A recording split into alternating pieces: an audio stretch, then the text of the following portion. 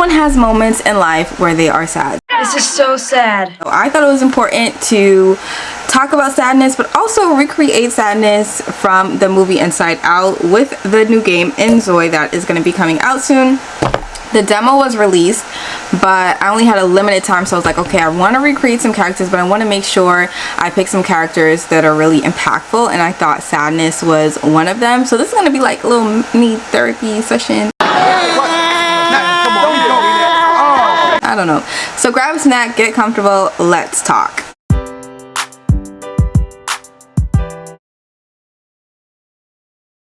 So like I said, Sadness is a character in the movie Inside Out. She seems to be very chaotic and she's messing things up, and Joy, another character who's always just happy and, you know, wants everything to be perfect.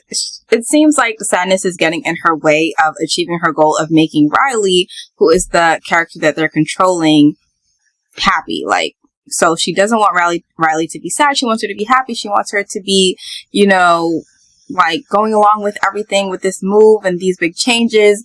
But the truth about it is Riley is sad and Joy is making it seem like that's not okay. So Sadness really brings a new aspect to the character where we see that she's very empathetic. We see that she's very understanding, but she's also very shy. She's also very intimidated by Joy, and she doesn't want to get in Joy's way, but she also feels like, I also feel like there were moments where Sadness was like, my voice is important, my input is important. Even when she says like, oh, I don't think we should go in here, or I don't think we should do this, or I don't think we should do it this way, and things like that. So I feel like it's important to recognize those feelings because everybody gets sad sometimes. Nobody is happy all the time. And so it's important to tap into that emotion. So I'm going to talk really quickly about a time that I was really sad. And I encourage you guys to also talk about that in the comments.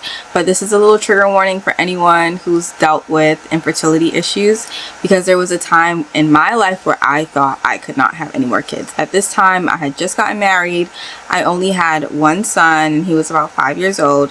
And I thought, you know, I'm going to get married, I'm going to have more kids, and it's going to be so perfect, it's going to be so great, it's going to be so wonderful. But I noticed time was going by and I was not having another baby. I was not getting pregnant pretty much.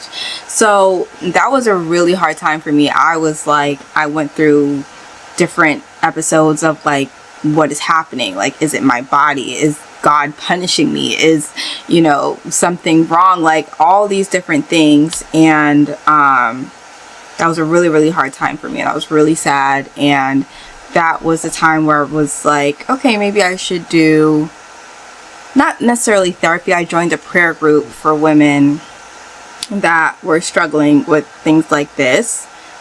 That wasn't the exact prayer group, but it was along those lines. And one of the things that came out of that was like, okay, instead of focusing on my own problem, yes, I want to have another baby, I want to do this and all this stuff, how about I go out and help other women who, you know, are struggling with similar things, or just, I want to spend my time helping people. I don't want to just spend my time like wallowing in my own self-pity. So I joined a group which helped women who were about to get an abortion, but they would have chosen not to get an abortion if they just had some help. So I volunteered for that group, and there was this girl who, you know, was about to have a baby, and she really didn't have much. She didn't have a lot, and I connected with her and I helped her and I spent a lot of time with her.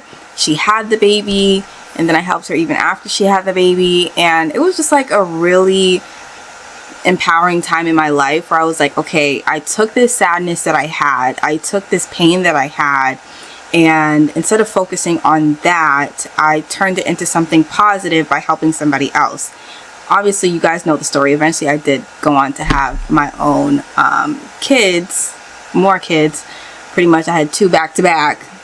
And that's a crazy thing. Sometimes, you know, when you're not trying anymore and you're not really focusing on your own sadness anymore, it just happens. Like, God just blessed me, and, you know, I had the first baby that I was like praying so hard for. my baby girl, and then without even trying, I had another little boy right after that. So, you know, you never know how God is going to turn your situation around. You know, you never know how things are going to turn out after. So I just pray that if you are going through a sad time, if you are going through something that is just painful and, you know, hard, that, you know, you do get some breakthrough and you do find a way to turn it into a positive. If you want to share in the comments, go ahead. But yeah, so yes, I did go ahead and make this character. Hopefully you guys enjoy this aspect. I wanted to really, you know, capture the eyebrows and the sadness and the blue with like her expression and everything. But that's pretty much it for this video. I hope you guys enjoyed it. I'm gonna dive into some of the other emotions as well. So I only did a couple more while I had the demo, but when the real thing comes out, I will continue the series if you guys enjoy it. And I will see you guys in the next video. Bye.